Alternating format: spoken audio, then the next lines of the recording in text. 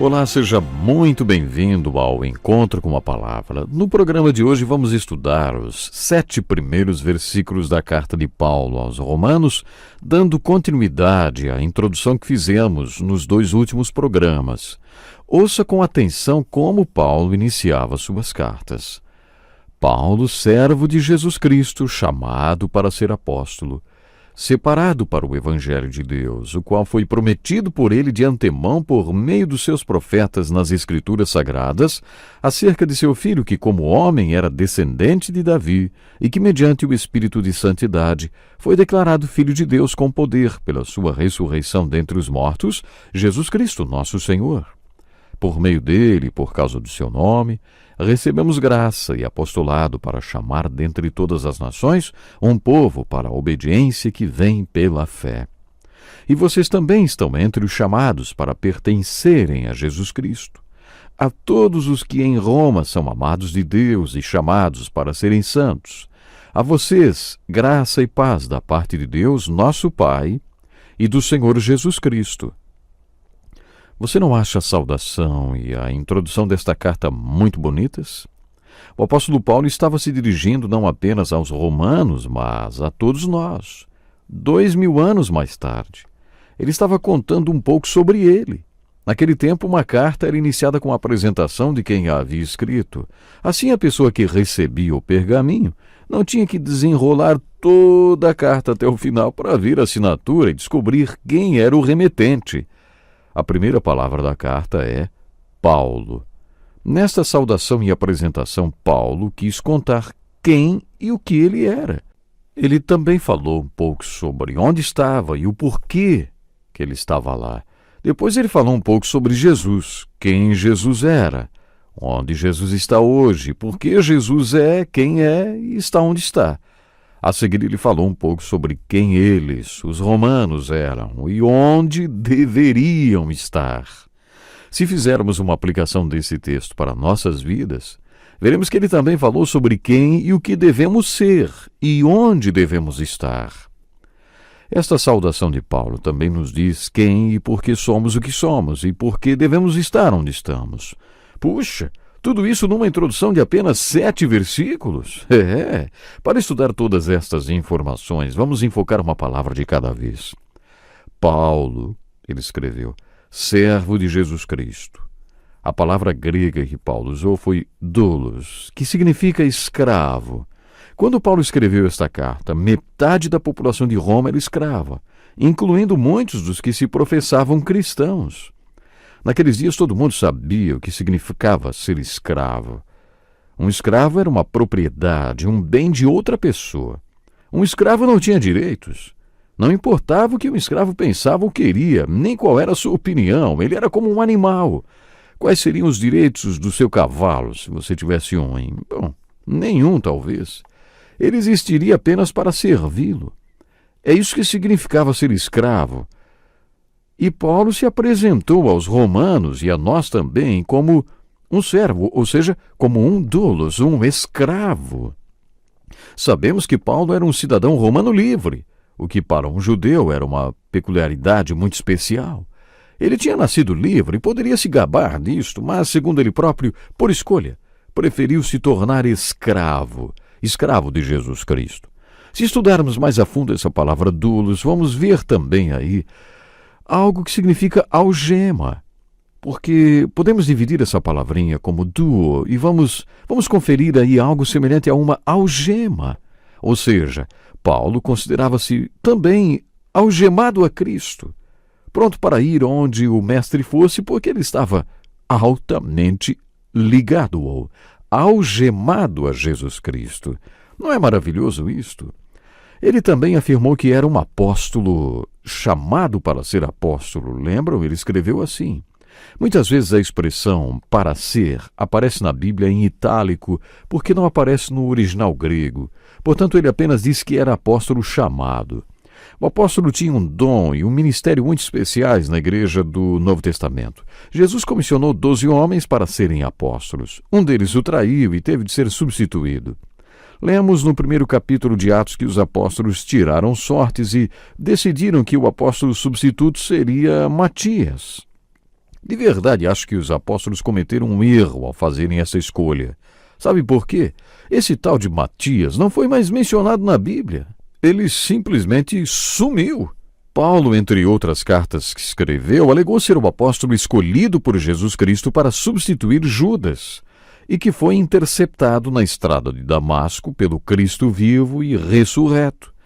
No capítulo 2 da sua carta aos Gálatas, Paulo contou que Jesus o levou para o deserto como Moisés, conforme podemos ler no livro de Êxodo. Paulo foi levado para o deserto da Arábia.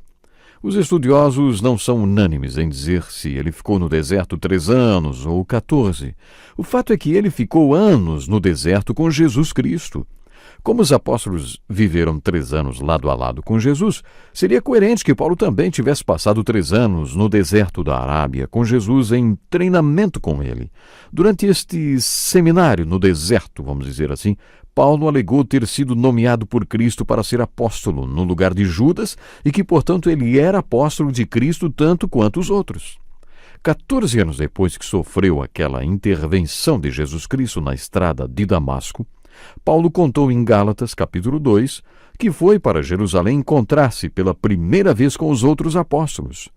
Eu não sei o que Paulo disse para aqueles apóstolos, o fato é que os convenceu que ele também era apóstolo, e por isso eles lhe ofereceram amizade e o reconheceram como chamado para ser apóstolo para os gentios, para o mundo não judeu, enquanto eles, os outros apóstolos, para o mundo judeu. As credenciais que Paulo apresentou aos outros apóstolos devem ter sido muito convincentes, porque todos eles, unânimes, concordaram que ele era apóstolo. Por isso, Paulo escreveu em Romanos: servo de Jesus Cristo, chamado para ser apóstolo. A seguir, Paulo diz que era chamado. Esta é uma das palavras especiais e interessantes das Escrituras. Qual palavra você usa para se referir à pessoa que foi salva? Qual palavra você usa para se referir à pessoa que, como Paulo, passou por uma grande intervenção que mudou a direção da sua vida? Você pode usar a palavra salvo ou pode usar a palavra cristão. Como dissemos no último programa, a Bíblia não usa a palavra cristão. Esta palavra era usada pelos inimigos de Cristo com um sentido pejorativo e discriminatório. Na Bíblia a expressão é outra: seguidores de Cristo. Uma das expressões preferidas de Paulo era chamado. Na sua carta aos Coríntios, ele diz que a pregação do Evangelho em um contexto de alto nível intelectual, como era na Grécia, Atenas e Corinto, é considerada loucura ou besteira para algumas pessoas. Para os judeus, era pedra de tropeço. O Evangelho era considerado pedra de tropeço pelos judeus por vários motivos. Para Paulo, era poder de Deus. Ele disse: não me envergonhe do Evangelho, porque é o poder de Deus para a salvação de todo aquele que crê, primeiro do judeu, depois do grego. O Evangelho é o poder de Deus que leva a salvação àqueles que foram chamados. No capítulo 7 de Coríntios, Paulo dá todo tipo de conselho para o casamento. Este capítulo, que é um manual para todo pastor conselheiro matrimonial, principalmente para elucidar questões difíceis, como, por exemplo, o divórcio, um dos assuntos de Paulo foi o casamento misto, quando os 2 cônjuges eram incrédulos ao se casarem e depois apenas um deles se converte. Qual deveria ser a conduta do casal neste caso? Bom, eu conheci uma mulher que tinha sido salva, mas seu marido não. E ela me disse que tinha ouvido falar do antigo costume romano de acorrentar o cadáver ao corpo do assassino como forma de tortura. Sabe o que ela me disse? É assim que me sinto. O que eu poderia dizer a ela? Paulo tem um ótimo conselho. Segundo Paulo, a decisão de como ficará este casamento está nas mãos do cônjuge incrédulo. Se ele escolher continuar o casamento e estiver satisfeito com seu cônjuge convertido, então o casamento deve continuar. Mas se ele desistir do casamento, é melhor deixá-lo ir. Paulo também falou sobre o que chamo de casamento misto maluco, quando os cônjuges já tiveram vários casamentos anteriores, se casaram e depois foram salvos. Sabe o que Paulo diz? Com quem você estava casado quando foi salvo? É com esta pessoa que você deve continuar casado. Isso é importante. E se os 2 cônjuges desta união maluca foram salvos, eles devem pedir a Deus as bênçãos sobre esta união, porque, quando foram chamados, eles já estavam juntos. A palavra chamado é muito usada para se referir à pessoa que já passou pela experiência da salvação. Chamado de Deus. Paulo usa esta palavra se referindo a si mesmo. Servo de Jesus Cristo, chamado para ser apóstolo. Na estrada de Damasco, Paulo perguntou: "O que devo fazer, Senhor?" E o Senhor respondeu: "Levante-se e entre em Damasco, onde lhe será dito o que você deve fazer." Foi lá que Paulo recebeu o chamado e, conforme escreveu no capítulo 3 da sua carta aos Filipenses, passou o resto da vida obcecado em cumprir todas as instruções que o Senhor lhe deu, uma de cada vez. Este era o seu chamado, cumprir tudo que o Senhor lhe mandava fazer. Ele tinha sido chamado para ser apóstolo.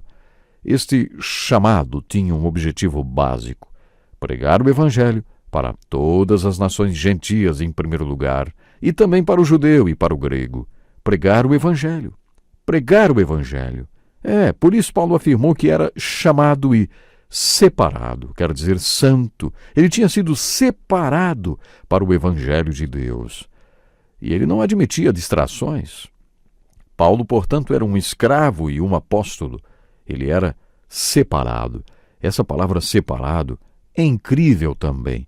Ela vem do grego aforizo, que significa demarcado com ferro quente. Poderíamos dizer que Paulo tinha sido marcado com ferro quente por seu dono. Quem era o seu dono? Jesus, a quem ele estava algemado. Jesus, a quem ele definitivamente pertencia. E onde Paulo estava cumprindo esse chamado, hein? Onde ele estava? Lendo essa introdução da carta, podemos responder esta pergunta: entre todas as nações. Os estudiosos acreditam que Paulo escreveu esta carta da cidade de Corinto durante sua terceira viagem missionária. Ele estava cumprindo o seu chamado. Ele tinha sido separado. Ele estava demarcado. Ele se considerava assim. E você também é separado para fazer algo para Jesus Cristo? Eu tenho certeza que sim. Pense nisso, no próximo programa vamos continuar. Que lição importantíssima! Este é um estudo escrito pelo Dr. Dick Woodward, na voz do pastor Edson Bruno. Até o nosso próximo encontro com a palavra.